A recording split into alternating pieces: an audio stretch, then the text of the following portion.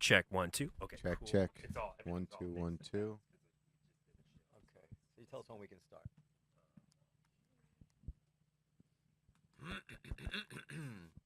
Check. 1 2. I can and let me turn my headphones down. 1 2 1 2 1 2. All right. And do you know how to export this after? What's that? Do you know how to export this and everything? Liz is gonna do it. Okay. I'm just gonna save it. Cool. Yeah, literally. Just Probably save saves it itself, and- right? and Probably. You're good to go, and then just stop. Yeah. Stop this. And Yeah. Good man. Yep. Okay. All right. I can start. Yeah.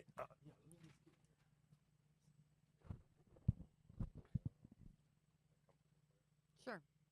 Okay. Good evening, everybody. Welcome to Live from America podcast. Hatem, our co-host, is sick. He's been sick for a couple weeks. Son of a. I don't know what's the matter with him, but I hope he'll be back soon. But I could not bear to cancel because we have a guest who I'm very, very, very excited to have on. Yeah. When I first heard about Professor Wax, when I went to University of Pennsylvania Law School, by the way. I'm an alumni. Yeah. I graduated class of '87. Gary Francione taught me torts. You know Gary Francione? And Gorman taught me contracts. Schulhofer taught me criminal law. I don't remember the rest of the professor. Anyway. And he's retained none of those lessons till this day. I was going to say, you remember their names. I remember that. Yeah, I don't remember That's much. pretty good. So I'm going to. Anyway, Professor Amy Wax is the Robert Mundheim Professor of Law at the University of Pennsylvania Law School. She was the subject of heated media debate over her recent article titled "Paying the Price for Breakdown of the Country's Bourgeois Culture." And when this issue came across my desk, I sent it out to everybody I know. I wrote, this is, I was like, this is important because we are free speech fanatics here. We own a comedy club. We're always worried about this. But I have a lot of ideas about it. But I want to let you, you want to explain the controversy? How long do we have? We have as much time as you need. You want an editorial in the Philadelphia Inquirer? Wrote a editorial with my. You got to come a little bit closer to the mic. With my co-author Larry Alexander, who's a professor at San Diego, and actually he was the one who instigated, shall we say. He said, "I have this idea for an op-ed. Do you want to write it with me?" I said, "Well, show me a draft." He showed me a draft, and I said, "Well, I don't like this, and I'd rather have that." So we ended up writing it together, and then we tried to place it, of course, and we ended up, long story short, placing it in the Philadelphia Inquirer. And the nutshell of what the editorial said? It really has two parts. I mean, the first part talks about the importance of bourgeois values, so-called bourgeois values, and we list a few of them. I'll get to that in a minute. And we postulate that many, not all, but many of the problems that we see around us are due to a decline in bourgeois values, that not enough people, not enough of the time, are adhering to, sticking with this script of bourgeois values. And we actually look back to the 50s as a time when more people did practice the bourgeois values, but even if not all of them did, and of course not everyone ever has. Can you tell? I'm afraid people listening won't know what those values are. They are values like thrift, responsibility, prudence, working hard, continence in the sense of only having children after you get married, trying to stay married for the children's sake, being patriotic, being considerate and civil, little things like not using profanity in public, being respectful of others. Neighborly, civic-minded, charitable. Right. Neighborly, civic-minded, charitable. That's Dov Davidoff, by the way. Yeah. Temperance, which means moderation in all things. And- It goes into great Eschew detail. substance abuse and crime, and you bring up the opioid epidemic. I mean, yeah, it's Sobriety. Sobriety. is actually on the list. And, Okay. and these were the secrets to our success as a nation, as a culture. They helped. They helped, They helped a lot.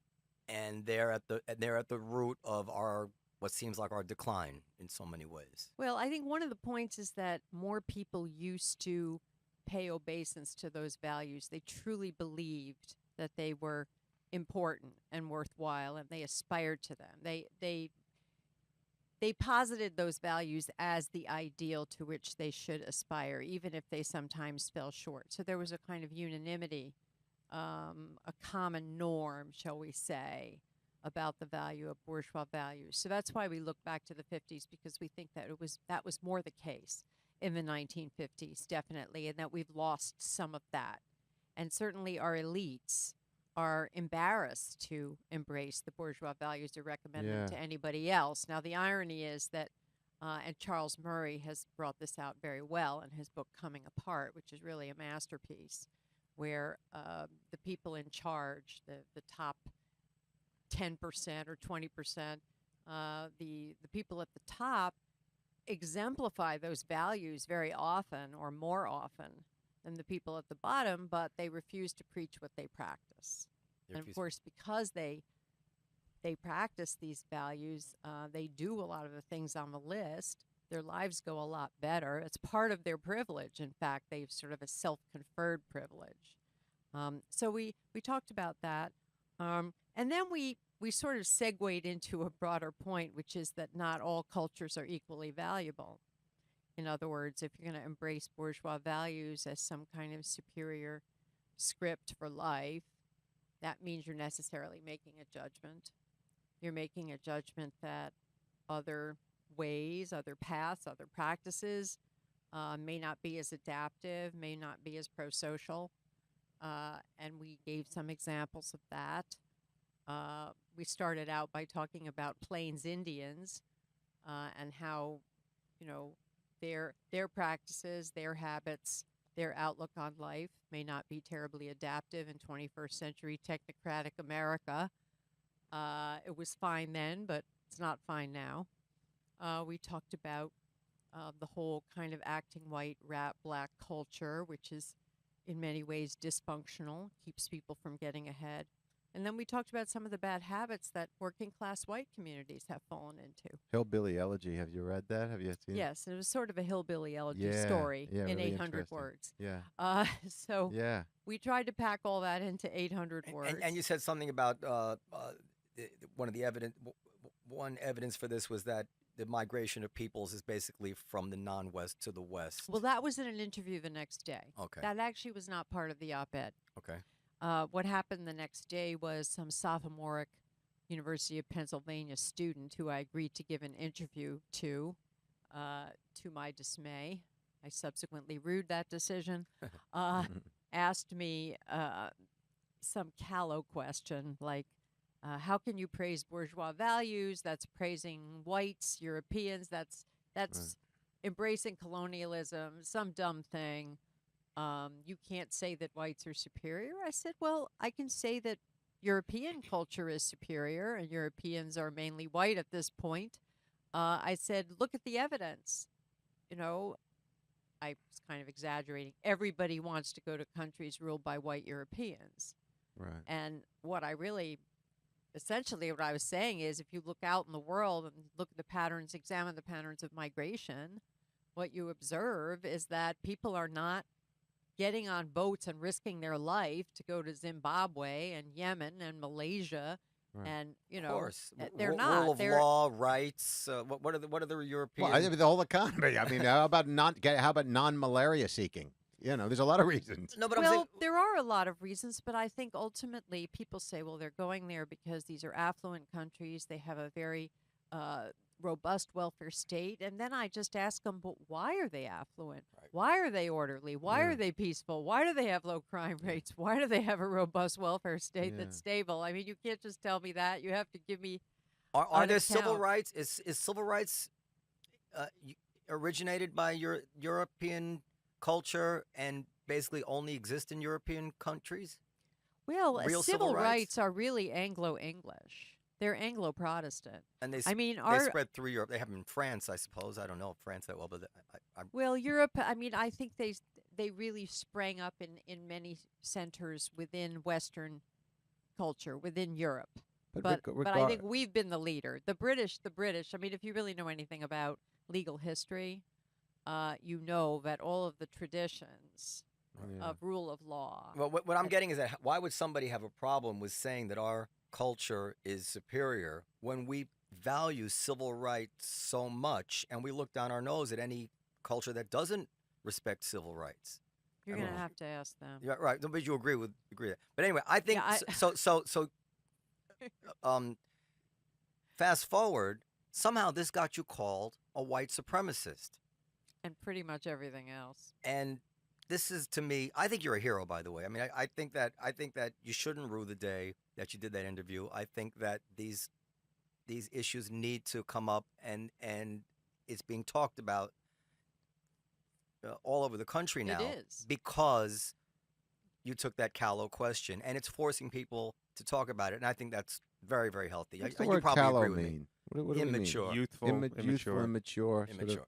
bit Callow. ignorant. Well, Callow. when I say What does it really Shallow, mean? shallow and I immature. think he had been taught a certain pedaled a certain line in Yes, school, and he was yes. just mindlessly repeating it. You know, just to sort of get a rise out of me or trap me or somehow. I mean, that's what I But mean at the by bottom callow. of all this, don't you feel like a lot of the pushback is comes from a real emotional place and not a considered logical place? Because it seems like from the outside, if I were to look at, when I read the article, I thought it lines up in some Socratic way.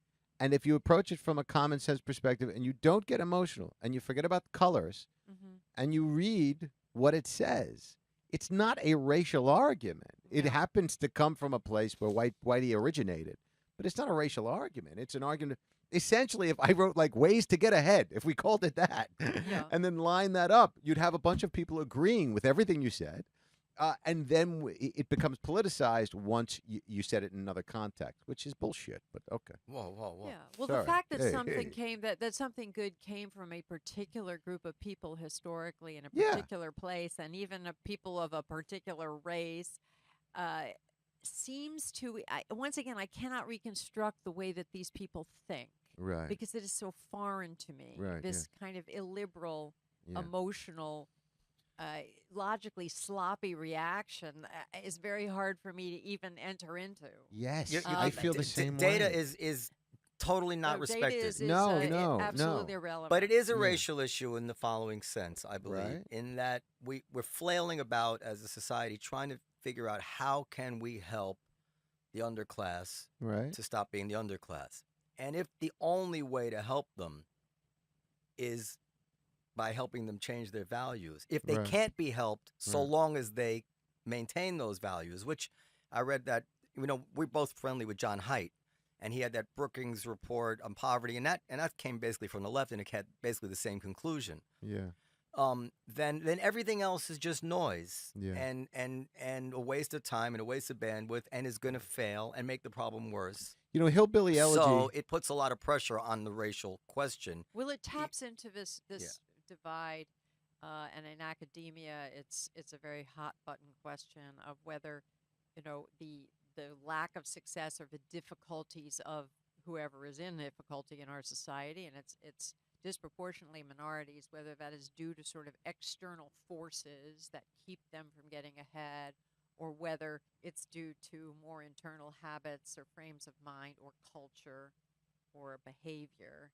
And there is a very strong aversion to allowing any suggestion Yes. that their behavior Yes. might be at the root of it. I think partly because then that means that programs and services and all the kind of, throwing money at the problem is not necessarily going to work. Of Unless course, you're we believe addressing the underlying behaviors and Right. trying to alter them in some way. and the outsiders cannot necessarily do that. No, they No, can't. precisely. Yeah. My wife is I hate using this jargon. My wife's of color. Yeah, My- right. My, yeah, sure. my wife is half Indian, half Puerto Rican. Yeah. And we argue about this sometimes. And I'm like, Well, sweetheart, she's wrong. I know. I said, sweetheart, imagine we have 3 kids. Imagine we're raising those kids, but it's only you by yourself. Yeah. Now you imagine it without any money. Now imagine it in a bad neighborhood. Right. Yeah. What could the federal government come in and do to help you? What could they possibly do? Right. I mean, if But you I if you know don't have the from a resources to first get the kids to do their person- homework and be there. I know from a first-person experience. I grew up in a junkyard in Jersey, and as soon as I got out of that environment, the value system shifted to the degree that my life shifted, because that which I had internalized was no longer working.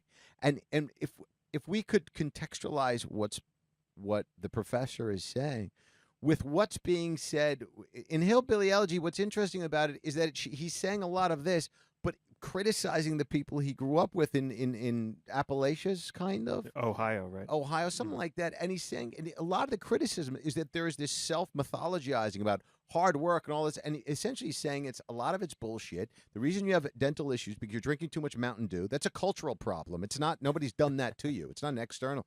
Long story short, he's being really critical about white people. If we could somehow communicate that in a fact-based kind of a communique without all of the color recognition, and just tell people, look at the model, look at the sort of facts and cultural components associated with some kind of success, regardless of what color you are. Separate it from race. Right. Yeah. And by the way, it's not just in the races, because I mean, as an employer, I cannot find good employees of any color. Right. I Well, mean, that's, I that's really something can't. That's happening right That's now what he's saying in United the States. Appalachian. They're saying, it's yeah. stunning. I can't Yeah. find employees who are serious about work. I can't Yeah. find ones who can write a paragraph. Right. Yeah. This It's is stunning. a big issue that's about to break open, I think. It's been percolating. Labor force participation for prime age men, that is working age men, the kind that always used to work, is at the lowest point since the Depression, Wow. and it's been declining. And I'm actually about to bring out an article in a journal called American Affairs, which is sort of this post-Trump journal that was started by this young editor from Harvard. He's maybe a third of my age. Anyway, it's about this really controversial issue, which is the relationship of these waves of low-wage, low-skill immigration to the fact that American workers are less and less able to do the job and are less and less desirable to employers. What's really happening is that businesses are replacing American native low-skill workers with people from abroad. We have this really dysfunctional equilibrium going on. I read that immigrants are twice as likely to engage in some entrepreneurial endeavor, and American-born are twice as likely to go to prison. I mean, it wasn't broken down racially, but you're much more likely to be entrepreneurial if you've come here to work. And obviously, there's another problem with the type of whatever your screening process for people that are coming here.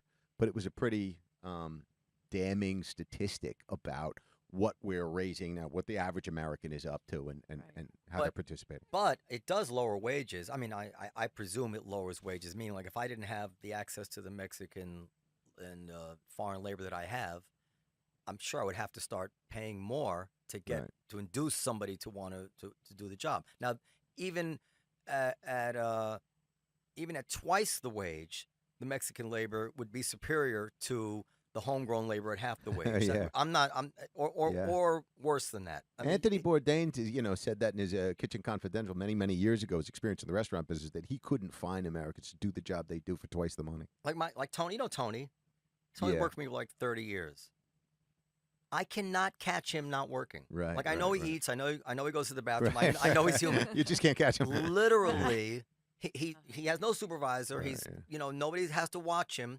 But I walk down there. He never knows when I'm coming. He is always working. Right, He's motivated from within. He says, I'm at work. Right. And that's kind of like my father's generation. I'm not even sure I'm like that. It's easier to be a boss than I see people working for him. Like I don't know if I could do that job. Right. Yeah. I know what you mean. I don't think I could. Yeah. I'm too entitled. I say, why do I have to work this way? I Right. grew up, upper middle class in Westchester. I shouldn't be working like this. Right. So I can only imagine how the next generation feels. Yeah. Right. Well, this is definitely going on, and I would just say it's unsustainable. It It is really unsustainable. is. Yeah. I don't know what we're going to do about it. you can read my article. I will. It's I'm writing it with a guy named Jason Richwine, who's a persona non grata. He was the guy who wrote this PhD thesis at Harvard, was working for Heritage Society. Some left-wing media type who was scrounging around found that he had said something about immigrants having a lower IQ, or low-skill immigrants from Mexico having a lower IQ. He actually provided the data in his PhD thesis, and the Heritage Society panicked and fired him, which I thought was very dishonorable of them. You know, I found myself in a bind 2 weeks ago because we had a guest on, David Reese, and he referred to Charles Murray as a debunked racist. And I pushed back on that, and immediately says, "Oh, so you think blacks are inferior?" I'm like, "No, I'm not. You know, I'm just saying I don't believe he's been debunked. Just to say that he had not been, like, I hadn't seen him debunked. Right. Already he was trying to tar me as some sort of racist. And this is what's happening to you. And just to spread it out, because this is what's really been on my mind lately. With the whole, did you read Andrew Sullivan's piece about taking a knee in New York Magazine? No, Andrew Sullivan's pieces are too long for me. This one you would like. And Andrew Sullivan, of all people, he used to be, I guess, kind of conservative, but he's no right winger anymore. Right. He went through all the data about the police shootings, and I've seen this too with Heather McDonald and the black Harvard economist. But inquiry after inquiry after inquiry, they're finding that it's not true that blacks are not shot more than whites. Now, and I said, I just want to be on the right moral side of this issue. I really, if they are shot more, and you can demonstrate it to me, I will not be meek about being outraged and wanting to see it fixed. But if it's not true, and I literally can't talk about it, so then we're raising these young black children to think that the police are going to shoot them down, which is a traumatic upbringing for any child. You have terrible division in the culture. Yeah, it also reinforces a lot of the cultural attributes that are keeping people down in the first place. And you can't even talk about it. The hostility to authority, which really is not a great thing for any child. Oh, and it's getting cops killed, by the way. Yeah, sure. Cops have been shot. Yeah, 6 or 7 cops have obviously been killed because of this. I was so bitter, you probably were too, with Obama, because after they examined the Ferguson thing with Darren Wilson, and Eric Holder, nobody's racist, exonerated Darren Wilson. Do you think the president couldn't have gone on TV and say, "Listen, I know what I said, but we've investigated this. You trust me. I'm Barack Obama. Right, yeah. In this case, I have to admit, this cop didn't do anything wrong. This guy is so concerned about healing the nation. On the truth, he couldn't get out there and say that. Yeah. And then Hillary has Michael Brown's mother on stage with her at the convention. The victim, right? Yeah. What are they doing? I don't know, but the nature of identity politics is like a thought virus. After a while, it reinforces all kinds of... All on lies. And Hillary knows it's a lie. Obama knew it was a lie. Do they think they're helping the nation or hurting the nation? That's I really wonder when they're alone. I know that they're hurting the nation. I know they are too, but do they think... Does Obama not... I think part of the problem is it's hard to know what these people are thinking. I mean, part of the mystery of what happened to me, and it's emblematic, or Heather McDonald is another example. She came and talked at Penn Law School last week and gave a lot of these statistics. Did they let her speak? Well, they had to have, it was basically a police lockdown. We had to create a police state on the Penn Law campus in order for her to come in. At Penn Law, where they're learning the First Amendment. Right. It's infuriating. It was, but she did get to speak. And she presented these overwhelming statistics to the students, and they were just sitting there trying to decide whether they would actually pay attention or just shut them out. I mean, I think they're so used to policing political incorrectness. That's the one thing they do best. They have what I call a PC, zapper in their mind. Like a plug zapper. If they see a thought coming, anything anti-PC, they buzz it out. Feet away, they have an exquisite sense that they have to stop that thought. It's Orwellian crime stuff. Is high IQ correlated to anything worthwhile? I mean, no. Apparently not. I mean, Well, not in this regard. This No. is Penn I Law don't School, know. okay? Yeah, of These are course, not I'm a little yeah. jokes. worried about it. I'm very worried. Yeah, you're just so much better at policing. But you know, political incorrectness. You're so statistically, much better at it. statistically, if you're an educated person who's identified an ideology, you don't experience facts as countering that ideology. You just I can't accept screen. that. I'm telling you what the No, statistics okay, are. okay. Sorry, Dov. They sorry. you screen the facts for things that will support your ideology, and that lends support toward that those statistics. Yeah, but your I mean, experience. there are some positions where there are very few facts that support your ideology, and when you're confronted, But with that's how something crazy it is. stark, So maybe the first, how do you pronounce it? Bourgeois? Bourgeois? bourgeois. Bourgeois. Maybe the first Bourgeois. bourgeois. I've only seen it written. What, maybe- you don't use that term a lot? No, I don't use it. Maybe the first bourgeois value we need to get back to Yeah. is respect for facts. Yeah. And Respect for allowing people evidence. and allowing people Yeah. to speak their mind, because it's all got to stem from that. or Socrates. I mean, this Listening goes to back the a ways. facts. When I was a kid in law school, Yeah. the average law student would have been on the side of letting the Nazis march in Skokie. That's interesting that you say that, because one of the things I was going to use in my Q&A for this big talk I gave yesterday, and I'm sorry I haven't brought my podcast of that because I'm very proud of the talk. It was masterful. Was that my dad was a card-carrying member of the ACLU. He was a second-generation Jewish immigrant and very proud of his country. And when the Skokie event happened, when the incidents at Skokie happened, I have a very vivid memory of it. My father knew people in Skokie, and he knew people who were Holocaust survivors. There were a lot of Jewish refugees living in Skokie at the time. And he said to me, I wake up every morning and thank God that I live in a country where the Nazis can march in Skokie. That's right. Wow. Yeah, that was the I attitude. thank God, yes. And that is an attitude that is so foreign to our students Right. today. I think because they really do not know the price of freedom. They don't know history, and they don't know that freedom has to be won and, cherished, preserved, protected, and defended in every age. It doesn't just fall from the sky. You really have to fight for it, and it's hard. It's bruising. It's difficult. Are you it's painful. optimistic? Because No. when I read about when you I'm read How can you be? No, well, some people are more optimistic than others, but it's like there are all of these correlates, the trajectory of these great nation states like Rome. Like at first there Right. were all of these attributes that lent themselves toward the generation of this dynamic society. And then before you know it, everybody starts to get soft. And then there's the bread and circuses era where they're describing creating these spectacles, throwing Christians to the lions, throwing a couple of, providing people with some bread and distracting people to the degree that they weren't concerned with the debacle that was their political system. And before you know it, Right. Rome became no longer Rome, right? I mean, aren't there correlates now? If you It's say like- so. I'm telling you. Are you familiar with We're gonna that? have Those to take his word for it. are you, the bread and Rome- circuses Rome argument died. about Rome. Yeah, Rome died.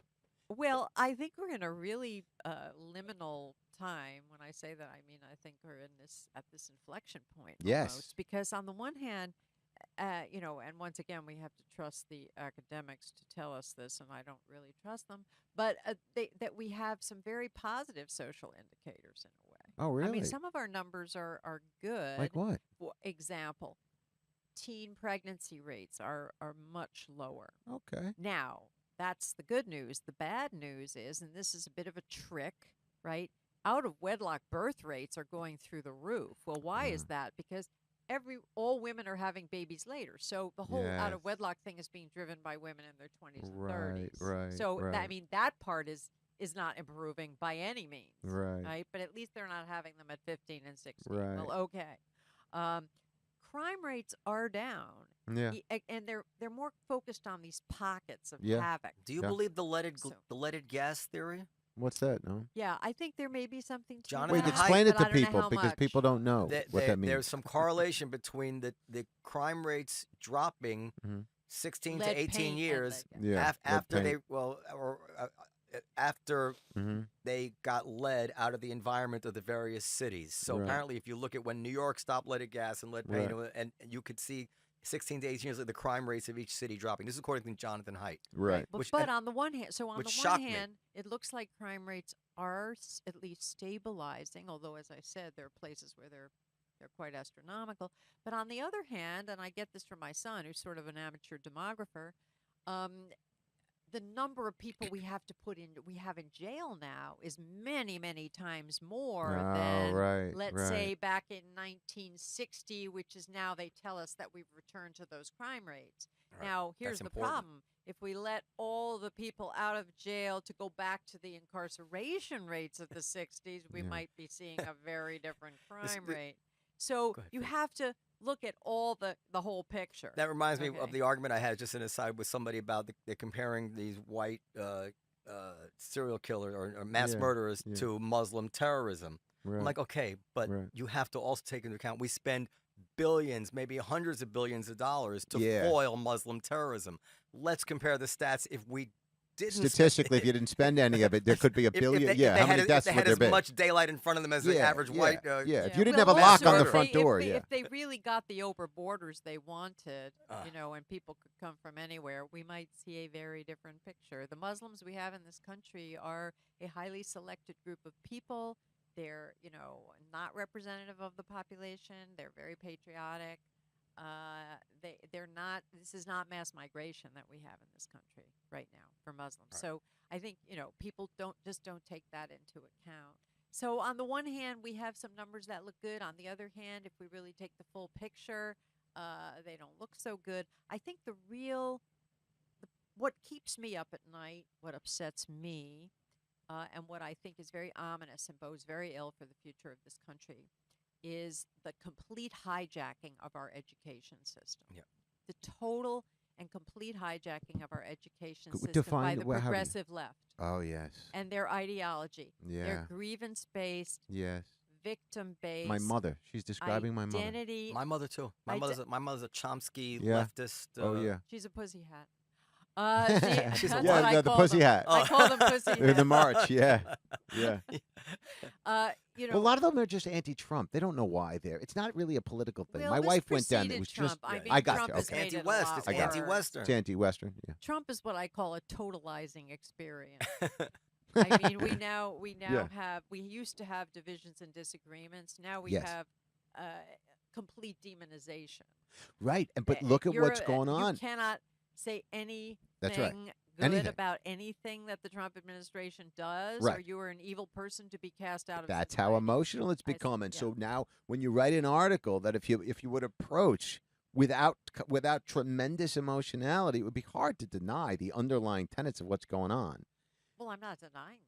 No, just no, think I'm they're talking, but I'm talking about the dysfunctional. people that I think. No, oh, the they people find that it- are denying They them. find a way to deny it. They find a way.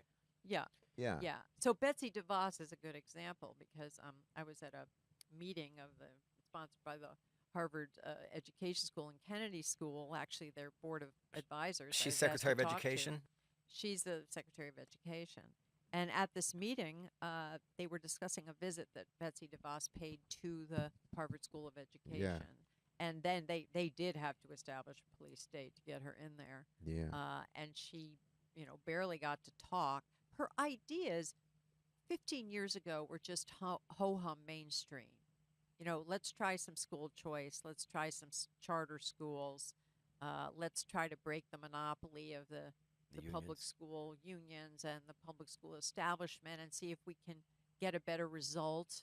Obviously, the unions always found that threatening for obvious reasons, but a lot of middle-of-the-road people or people on both sides of the aisle were behind at least trying this. Including minority parents. Actually, minority parents still are. But now it's poison. If Betsy DeVos wants it, it must be bad.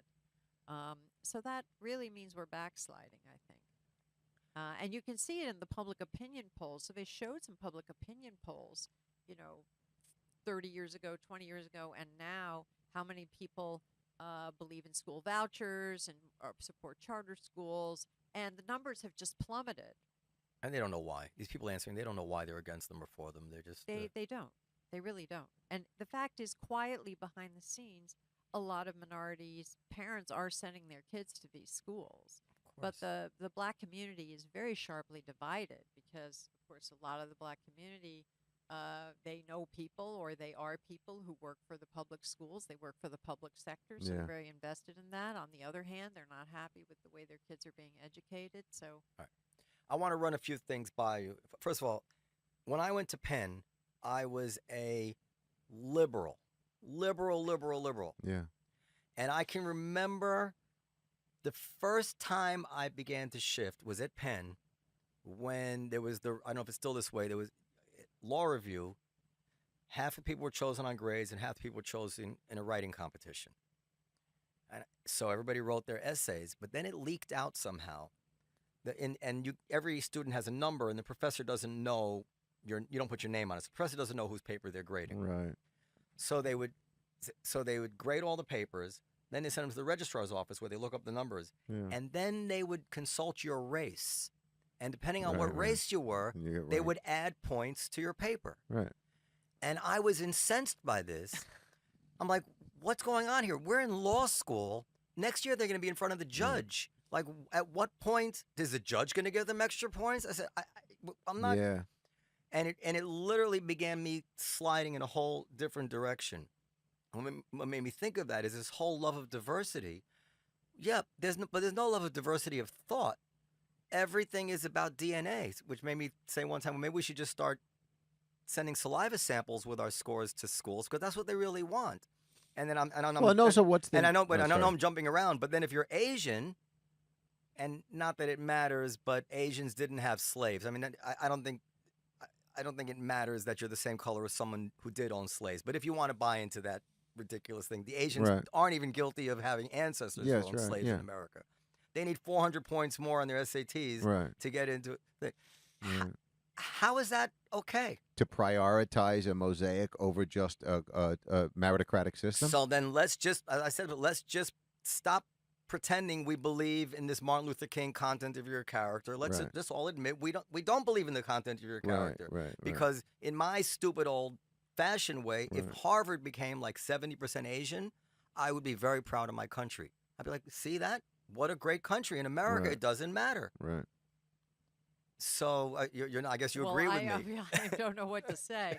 A lot of these battles are still But it's all being started fought. at Penn. I, Everything I'm saying started with my Right. experience Yeah, at no, Penn. it's really I interesting. mean, I was fighting the battles in the clerkship committee. I told an anecdote on Blogging Heads about this experience I had, and in a faculty meeting, one of my fellow faculty members called me out for being a racist because I said on Blogging Heads that I knew of no black students who were in the top quarter of the class. I said I knew of none, but I wanted to know if there were any. Right. So this related to my clerkship meeting. I was the clerkship committee is responsible for trying to get students at Penn Law clerkships. And one of the faculty members at the meeting said, I am very concerned there are no black students getting clerkships. There are no black students getting good clerkships. He Right, says, yeah. I think that's discrimination. I said, now wait 1 second. I said, I have the perception, based on my experience, that black students are very rare at the top of the class. In fact, I've never seen any.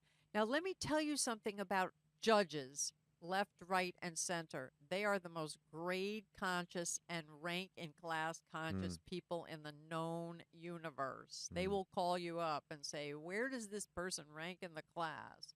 You Yeah. know, are they 5th? Are they 10th? Yeah. I said, so until I see a spreadsheet Right. of where the black students in this law school stand in the class and what their grades are, I'm not signing on to the idea that they're being discriminated against. Well, they're not being discriminated against by us. Right. I'll tell you that.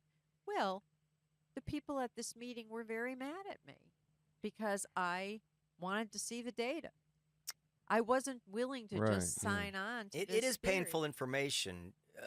Well, but you know, you can't go no, I around know. I'm accusing just people. saying. If you don't want the information No. disclosed, don't accuse people Who of created? discrimination. Who brought up the phrase "the soft bigotry of lowered expectations"? Well, I know George Bush referred to it. I doubt that he came up with it, but I know he. I was he just kinda made reading it Malcolm famous. Gladwell, who is, I think he's half He's- black. he's One half of his black. parents are Swaim, black. Barton Swaim came up with it. Oh, His really? Speechwriter. Well, he was one Right, of the right. speechwriters. But I- Malcolm Gladwell's in David and Goliath, they cite statistics. Malcolm Gladwell's half black, and he was saying at the upper levels of the law schools, he he was talking about the affirmative action creating conditions where you end up getting into a better school than you would have otherwise, and instead of that being a net positive, you float you instead of float you fall to a lower part of your class when in fact you would have been at an upper part of your class in a lower tiered school, and that does more to hurt the self-esteem and sort of motivation level of the participant in the program.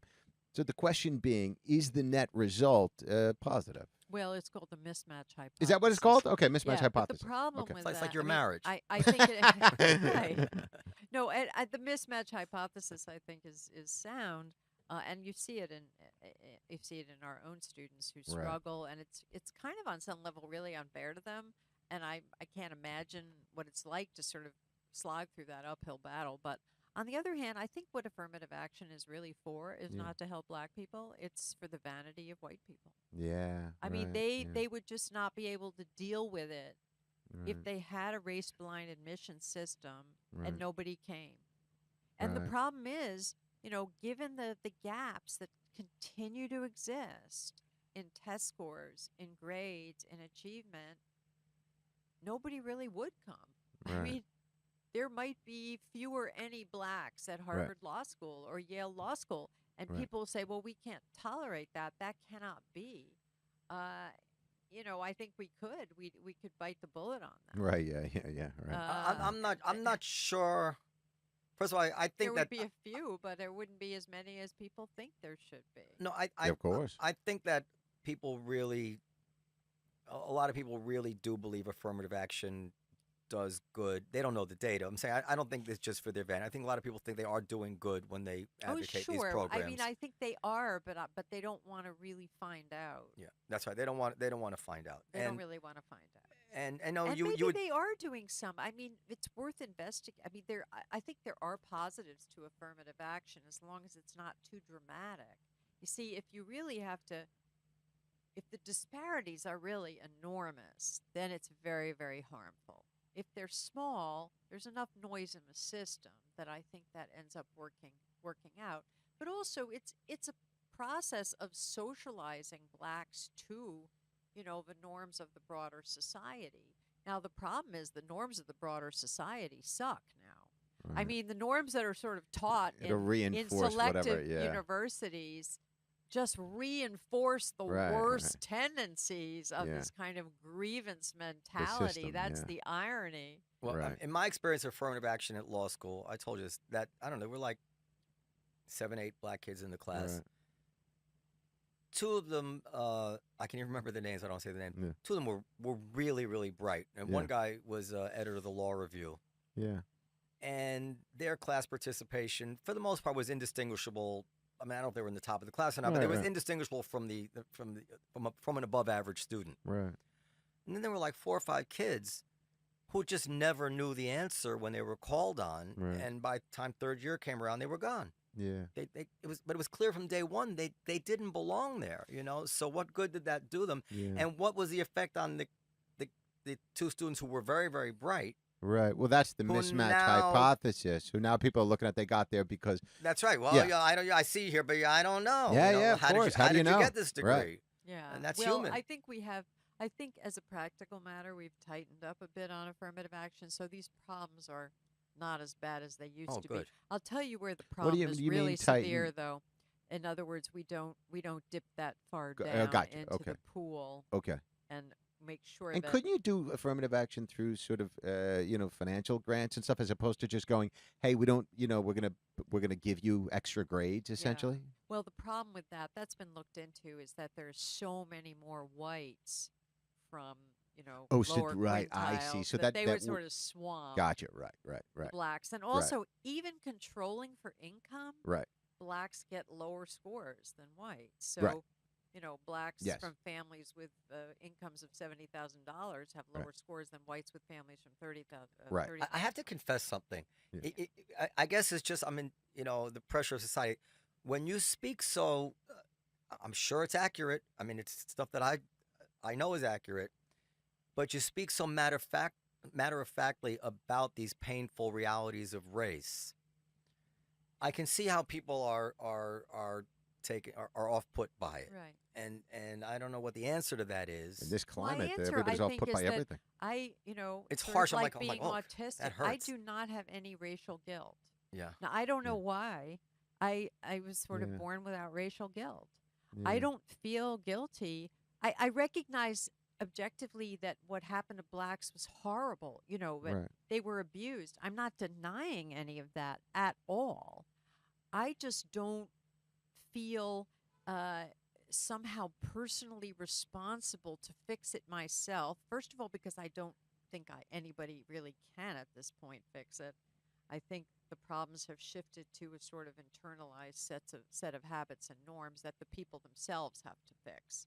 And that's sad. It's unjust. But I think that's the way it is. But also, I think if you take in the broad sweep of human history, you will see that there have been horrors, there has been suffering. Man has been a wolf to man in every age. Mm-hmm. I read Without minimizing what black people have suffered and the terrible abuses Read that they have V.S. suffered. Naipaul. People have suffered horrible, murderous, abusive behavior for century upon century upon century. Can I tell And I think we have this victimization sweepstakes, going where if you don't say blacks are the winner, you're evil. Well, I'm not sure they are the winner. Right. Terrible things have happened to people in all ages. I've said to black friends, we're just discussing this. I said, if you could take all the souls that have ever lived on Earth and put them into one of these lottery things, and you could pick one at random, what do you think the odds would be that you could pick a better life than the one that you've actually had? Actually, Right, that's the other thing. One in billions. Right. I mean, you can you think, and now that's not totally fair because still you want to be there's a lot of comparatively relative aspect. It's relative. Right. relative, Yeah. but still perspective is always Right. valuable. Well, but there's a lack of gratitude. Well, that's society-wide. I mean, Yeah, sure. gratitude is a bourgeois value. To just have Yeah. a perspective on how privileged you are, once again, over the grand sweep of history, Right. what kind of life you're leading compared to the life that billions before you have led, and also what has led to all of that wealth, all of that prosperity, Right, all of right. that peace and safety and privilege. And that gets back to the whole Western Civ thing, right? I mean, who gave us this life? Who's responsible for it? Yeah, the inclination toward perspective isn't there with the human animal in general. I mean, it's something you have to kind of get that you earn. You have to earn perspective. Right. Well, I mean, the other thing is you have to earn respect. Yeah. So the other myth is that we can confer upon people the basis for other people's respect, Right. but we can't. Right, That right, sort of right, has to right. be earned. And to be on the record and clear about it, it's still enraging to not be treated fairly. Of course no not. matter how good your soul is compared to the all, But all history. So I don't want to be what you were misinterpreted. saying, V.S. Naipaul wrote this. I guess it was a memoir. The author, the novelist. He was an Indian guy, but had been shipped out to like the West Indies, somewhere to cut sugarcane for the British. And he talked about how brutal it was under British rule until the British left, and the black people on the island became the political power. And he said that he would take British rule Well, right. any day. It's all comparative, isn't it? It's all comparative, and then that goes to your point. Yeah. Yeah. And there's a lot of mythologizing about colonialism. I mean, there is more stuff loaded onto colonialism than it Right. can ever bear. Somebody out at, now I'm forgetting the university, wrote an article within the past week, defending colonialism and saying it wasn't all bad. Oh, he had to the retract it. firestorm. Yeah, he Yeah. had to retract I it. saw that. I think this idea is abroad that because there are some bad things about an era or a culture or a people or a practice that tars everything, that taints everything. I mean, Right. that's just a fundamental logic error, I think. By the way, it dovetails, and I haven't heard this talked about a lot, but in my experience, it dovetails with this immigration thing because as much as I am in love with the immigrant labor as a boss, it is clear to me that this is not a patriotic wave of new Americans. This is an anti-American wave of new Americans. that's And right. you've witnessed, I mean, people who become citizens, they have not a kind word to say about this country, as opposed to, I'm first generation. My father came here when he was 8 years old. He loved this country. It didn't matter. That's how it got the name melting And he pot. experienced anti-Semitism. Yeah. But I mean, Yeah, his so did my eyes would father, yeah. water at anything about America, And we had Brett Stevens here, and I ran that by him, and he poo-pooed it. He said, well, a lot of Jews were communists. And I said, yeah, but I don't think that was the typical representation of the immigrant mentality. I think the immigrant mentality was hyper-patriotic in my father's generation. But now you have cultures that were marinated in anti-Americanism who are not making a clean break from the old country anyway. It's not like picking up stakes and never to return. Right. And they're encouraged in that. They're encouraged. That's the part of the problem. The elites. Here's the problem: is that the elites encourage that kind of anti-Americanism, that grievance culture, that lack of patriotism, the propensity to find fault with the place that you've gone. Not really sitting down and thinking, why have I left the place where I came from? What's so great about it? Why am I attracted to this spot? What do they have going for them? Maybe I should show a little admiration and gratitude. No, exactly the opposite. It's really a bizarre attitude, and it bodes very ill for this country. Well, that's what I'm at. How does it all play out? Does it come out in the wash? Badly. I'd made the argument to people where they say, oh, it'll in a generational two, it'll disappear. I said, well, really, until recently we had the Voting Rights Act 100 years after slavery, because we know that white Southerners just keep on being racist. These attitudes die very, very slow. And you can say openly, oh, you're a white guy from Mississippi. Oh, we suspect you of racism. And you're probably right. Or you could be right. I don't know. Right. But somehow these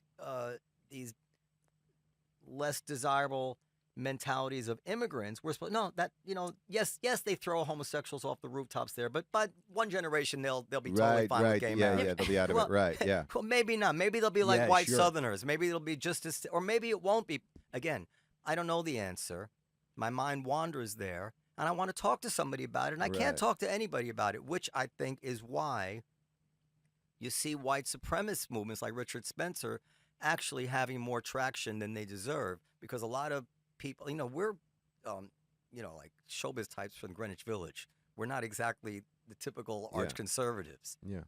And we can't talk to anybody. The only people who talk openly about these kind of things, and they also talk openly about hating Jews and blacks and all that, are these white supremacists. So I've noticed a lot of people I know are very aware of what's being said on these websites. Yeah. I worry that they could slide into Don't it. you think that? Listen, the election of Trump. I mean, if you were approaching this just without a lot of emotionality, and you wanted a conservative, that probably wouldn't have been the guy. A lot of the votes were generated by somebody who was willing to say something that wasn't politically correct, and the enemy of my enemy becomes my friend. And That's you a good whip Muslim. people. What's that? That's a good Muslim adage. Enemy, my enemy. Is that a Muslim adage? Yes. Enemy, Yeah, my but enemy is my friend. it's apropos in this regard. It's Yes. like you have a guy who, regardless of what he says or how crazy you think it is, when people get emotional, they would rather vote for somebody that says something not politically correct than somebody that they think may create policy that would be more productive. Because productive policy is a sober consideration, and an emotional consideration is we got to build a wall.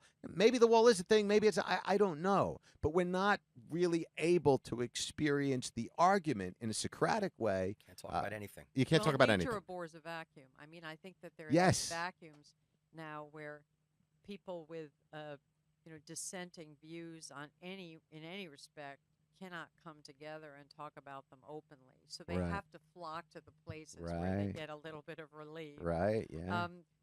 Yeah, I mean, there is actually online a very intelligent sort of what I would call dissident right presence. There Yeah. are some really wonderful bloggers who Yeah. dissent from the orthodoxy of the progressive orthodoxy that you experience in a place like this, or the Upper West Side, where you can go to a dinner party and somebody says something stupid like every single person who voted for Donald Trump is a racist without exception. Right, yeah. And you just sit there thinking, Yeah. what can I do with this person? But if you're hearing that and nothing else, you just get really frustrated. But the people who are Yes. online speaking intelligently and thoughtfully about some of these issues like immigration, about trade, free trade, about what our foreign policy should be, about trying to shrink government, whether the government is doing too much, about whether education policy is going anywhere. Those people don't have a lot of political power. They just have their little Right. blogs and their followers, Right. their Twitter accounts. Right. There's a whole community, but I think that community is so dissociated from power Yeah. that they're kind of out there like a flywheel. But they're a more dialectic community, meaning you can be relatively socially progressive and at the same time have some common sense conservative Yeah, approach. there is a true dialectic community out Yeah, there. but Of we don't have a mixed dialectic attitudes. populace, right? In places like academia, which is where I live. Yeah, you're not dialectic either and over there. We are a monoculture. Right. That's I mean, horrible. you have no Right. idea how bad it is. That's right. You really don't. I will send you my video, the video of my talk yesterday. But that's basically what I said. I said there are really key issues in our society that are critical to our future, Yes. where the university has become irrelevant. Yes. There is only one Yeah. one opinion, and we have these That's right. these vigilant communities sitting on the edge of their chairs, Right. sniffing out the slightest iota of political Thank God. incorrectness and calling it out. There's a law mean- professor here. I know. You saw the Dove ad, by the way, right? What's that mean? The Dove soap ad. With, Oh no, I haven't let's, seen let's- it. let's not I go into don't- it. Oh, then. with the Don't. white turn, that was Yeah, but it was a total fraud because they Oh, is they, that they true? selectively edited the rest of the commercial out. It was really just a black girl takes off Yeah. shirt. She's a white girl. Underneath, Right. she's a brown girl. And Right. apparently, in the full commercial, there's Oh, seven so they different were doing colors. the whole Oh, rainbow right. thing. They were celebrating Gotcha. diversity. I see. They Right, were right. celebrating, but instead they doctored it. Yeah, and now Dove is going to lose millions of dollars. Oh, So right, we pressure these companies to celebrate diversity. Then if they Right. don't do it exactly the way we Right. want Right, them to, right, we just right, come at them. It's- Right. Yeah. So why would they do it? Yeah. And the ACLU, It's backtracking. they're caving, right?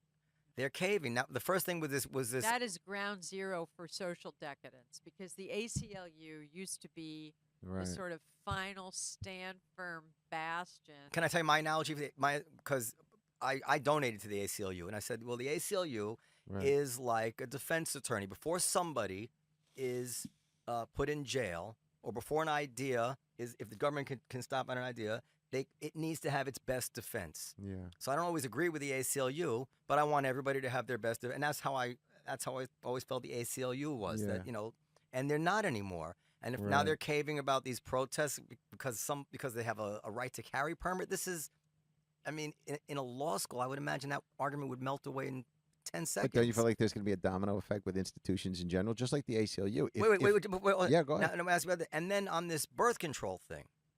No, I am not anti-birth control. And I actually want people to have birth control. But I can't get enough of this stuff. But when a nun feels that she's being forced to do something that violates her religion and the state is making her do it, isn't that like a clear case of when we should stop and say, wait a second, this may be something to talk about here. Maybe there's another way we can accomplish this. Well, right. So it's so unnecessary. See, that's the key. It's so unnecessary because, I mean, first of all, But the people ACLU have- came out for the birth control. Right, have lost sight of the fact that if the government doesn't supply something for you, you can just go out and get it yourself. Well, let's just put that aside. Right. That idea is just so revolutionary. Yeah, I don't get people their food and their housing. I just pay them a salary. Well, we're heading in that direction. I know. But Yeah, yeah, until I we mean, turn into Rome. what is not there, I think, with the kind of foaming at the mouth progressive left is any spirit of compromise or restraint. I had a friend, a very respected friend, who teaches at Vanderbilt Law School. He's from an old Southern family, and he says, "Here's what my mother got off the bus with Hillary." He said because she said the Democrats, they just don't have any restraint, any sense that you don't push everything to the That's right. absolute limit in a pluralistic democratic society. You don't pressure advantage to the ultimate end just because you can, because there are other people who might have views and sensibilities different from your own. Enough to elect Donald Trump. Yeah. Well, I mean, what it leads to is this kind of, frustration. Emotional decision making. Mary Poppins said, "A gentleman never presses his advantage. Right. Forbearance is the gentleman never hallmark of their creed." Forbearance is the hallmark of their creed. Oh, God bless. Forbearance is the hallmark of the creed. I have to remember that. That's really good. Wow, What yeah. has that's a good happened to one. forbearance? Yeah. You know. So yeah, Yeah. so am I like, I don't remember my con law, but I'm just saying, it seems to me there is a legit issue that the ACLU, they could have just stayed quiet on it. They came. What is the civil liberty that they're defending here by saying that the nuns have to provide birth control? What? This is just PR, right? Well, and once again, I think forbearance. They could have just stayed out of it. Yeah, just stay out of it. Sometimes just stay out of it. So that never happens. And the whole, it's unseemly. I mean, on the one hand, I understand that gay people want equal respect in every single respect. I understand that they want that. On the other hand, they have to understand that they're not necessarily going to get it because they aren't actually the same as heterosexuals in some respects. They're sort of new on the scene. They're the new kids on the block. It is an untraditional idea. It takes some getting used to, and there are some religions that simply don't accept it. So, to be a mature human being is to realize that. So we've got to make that bakery make us a cake. We absolutely have to. She really I doesn't mean, mince words. No. This On woman one is not li- scared of why- anything. Why would No. you want a bakery to make a cake for you if I mean, first of all, you'd kind of be afraid what they put in it. But anyway, No, the reason is because they want to make them do it. they want to make them do it. Yeah. They just Right. want to make them Yeah. do it. But I have those thoughts, and I say, well, what if it was a racial thing? We wouldn't tolerate it, So I have some sympathy for it, but I do agree with your broader point, which is that we are not. Some people are dealt hands in life that we're not going to be able to fix for them. I mean, gays. It's the least of it. Like transgender. I mean, no matter what we do, it's always going to be awkward to live life as transgender. Right. And it's not going to get any better by putting people in jail if they use the wrong pronoun or whatever it is, Right. And I think we have gone a long way towards tolerance. We have gone a long way which is a towards, good thing.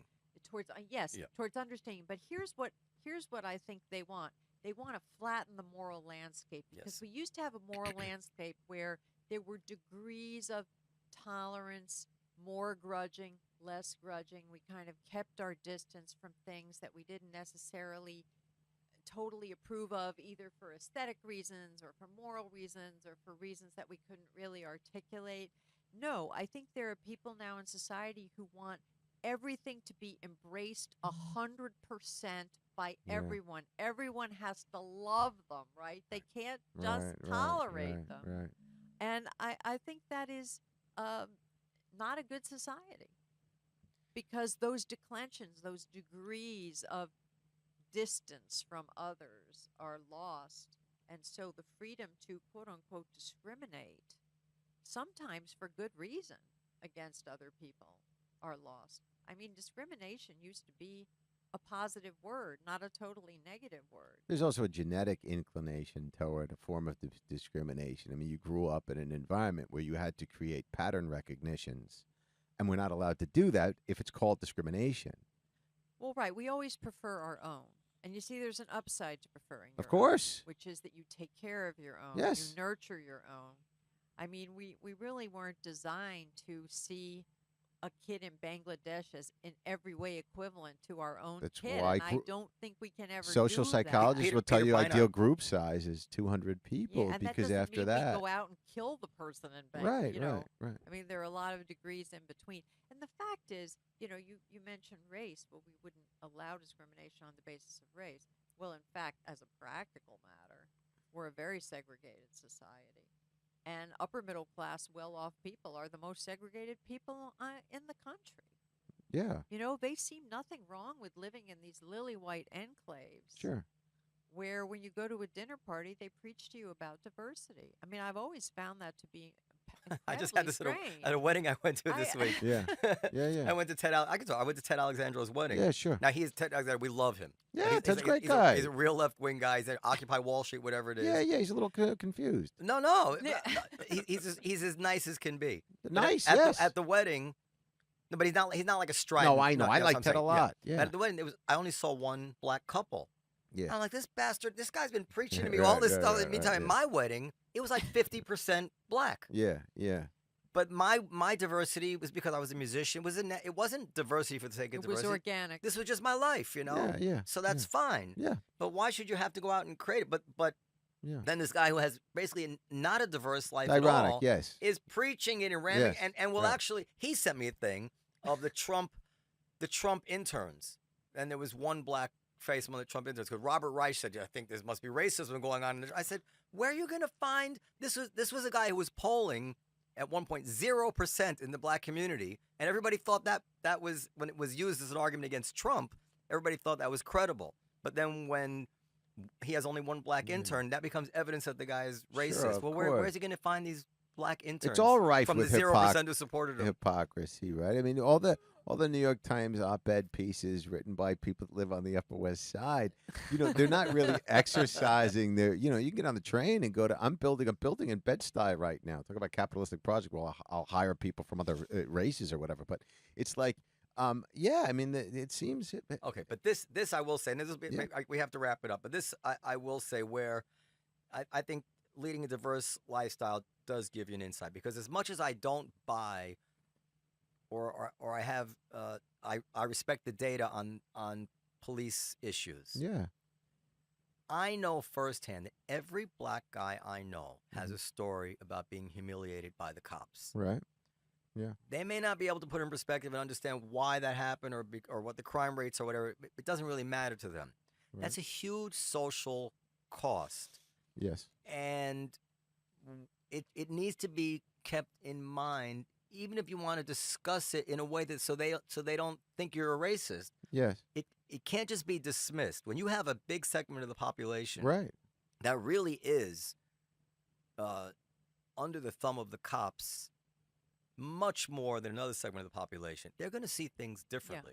No, I think And it that's needs to be that's a respected. tragedy agree. in a way, and I it's agree. really driven by two things. One is that, there are a lot of cops who are not perfectly behaved, No. and not to the point of being, rogue cops or abusive. They just are maybe less restrained and considerate than they should be. Well, they're And even cops. Heather McDonald acknowledges that. But on the other hand, what some of the things they have to put up with, we probably are not familiar with. But here's what's driving it, is that we have scientific policing now, and what that does is it blankets high crime areas with cops. They're just everywhere. And where are those areas? They are minority Right. neighborhoods. Right. Of course. So the people in these neighborhoods are screaming for the authorities and the cops to do something about crime. Right. What they do is that they send a lot of cops in, and that means that there are just a lot of encounters right. between Yes, blacks that's and exactly right. cops. You have a police force of angels. Yes. Yes. Of course. the crime rates being what they just are. come Yes, into contact constantly. Constantly. And what that means is a lot of black men are being stopped. Now, Right. I think that's probably somewhat overused, but and I'm convinced by the data in Philadelphia that we could have fewer stops and frisks, but it doesn't change the fact that these areas, these communities, there's too much crime. There's just too much crime. I don't know how else to put it. No, And until those crime rates It's come undoubtedly down, the case. you're not gonna make a dent in the murder rate in Chicago without pulling over a lot of innocent black exactly. men Right. wrongly. And And truth make it a is- stereopticon where everybody's under observation all the time. So the original sin here is the black community committing too much crime, and until that solves itself, and I see it going in the opposite direction. These other subsidiary problems are not going to go away. if I had been Obama during this whole police thing, I would have made a cause of a federal program to make sure that every cop was wearing a body camera. Like, I was like, how can I really help this issue? Right. Because that would be huge. To try as much as possible that no interaction between the state and a civilian, a cop and a civilian, is up to anybody's word, that it's videotaped. And I know they could turn it off, but just turning it off is going to look suspicious, and you can get away with that maybe once. You Are know? there leading black? and it costs nothing. So why are we doing But it? here's the problem. Even encounters where blacks behave very badly and as a result things do not go well, Mhm. right? The black community is up in arms about them. So there was a Yeah. Temple student who was shot in Florida this week, 22-year-old girl, who rammed her BMW into a police car, practically ran over the guy. Well, nobody forced her to do that, Yeah. right? And they shot her dead. Yeah. And so people are screaming about that, but nobody says, well, wow, why did you run over this cop? Right. Yeah. Right, but to be Yeah. fair to them, they're receiving that new incident within the misperception of this is another innocent person being slain by the cops, and it's happening all the time. Like if they, I feel a couple of things. I feel if the cops were more polite, it would go a long way, because people would be ready to see a cop as a bad apple Yeah. if their typical interaction with cops was not as it is. But I know I got pulled over by a cop when I shoved up against the wall, Yeah. and he was very rough with me. Yeah. And I was the owner of the restaurant he shoved up against. Right. Right. And if I had been black, there would be no way you could convince me it wasn't because of my color, because I wasn't doing anything. Right. So they well, are. I've been stopped by cops too, and I'm a female and I was just speeding or whatever. But Were you hooking? Gal's got to make a couple of bucks now. Sorry. It's not that kind of podcast now. but, No, you so- know, so- so they I- weren't very nice to me. No, so as much as I think They- that we all agree about, I think what's really going on. I am always I would have a little sympathy, because of course they're going to react that way, because this is what It's they're all fed. a self-fulfilling, This is self-reinforcing confirmation bias, thing. that's It's right. confirmation it's a bias. self-reinforcing Yeah. cycle. It's a Yeah. right dysfunctional cycle. It's also like I remember when they pulled Saddam Hussein out of that little, what do they call it, a rabbit hole? Whatever it is, the Oubliette. hole in the Yeah, ground. Yeah. I felt bad for him. Like it was Right. Saddam Hussein, but Right, when yeah. when you see somebody getting shot or suffering, whatever it is, humanly, it's hard to. No, they deserved it. Right, yeah. It just Yeah. it plays on you. It plays on your It's humanity. visceral. Yeah. Yeah. So I give it a little. Yeah. I just all right. I think we need a social norm of people being able to talk about things. Well, That's good luck. what- Good luck Yeah, with no, that. But I really that's why I wanted you on the podcast. Or I really think that your incident is important. I mean, the fact I sent it It's around to a lot of people. wonderfully People are important. talking It's about great. it around I can't here. wait to send I mean, this you made the out. Comedy Cellar. We've talked about your Yeah. issue. Right. Yeah. Comedians, a lot of comedians have read about this. Because it came through me, Yeah. and we Yeah. can't be totally unique. I'm sure all over the country this is happening. Well, the comedians are endangered Yeah. because Yeah. everything they say, it's a minefield. Mm-hmm. It's almost as bad as being a law professor. And that's the death of comedy, of course. It Yeah. is. If you can't transgress and push the envelope, Right.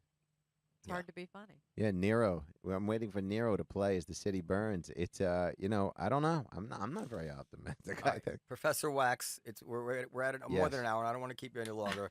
I'm so happy to meet you, and Yeah. anything I can do to spread your word, Yeah. I will do. Yeah, me well, too. you're at ground zero. In the name There of we free go. speech, and it's not in the name of agreeing with everything that she Of course, said. it's free In the speech. name of being able to discuss this stuff. We have to be able to discourse, We for have to be able God's to talk sake. about That's it. what the Like- the what do they call that? The when an empire. What things are built on the bedrock, the foundation. Like the Socratic method, the idea of a philosophical discourse as being inherently good for some productive kind of social situation, a city, a country. Yeah, well, in science, we respect double-blind experiments because we know that everybody has Right. terrible bias, right? Yes. Not in social sciences. It's okay. Well, thank you. Anything else, Stephen? Thank you very much, everybody. Thanks, Good night. everybody.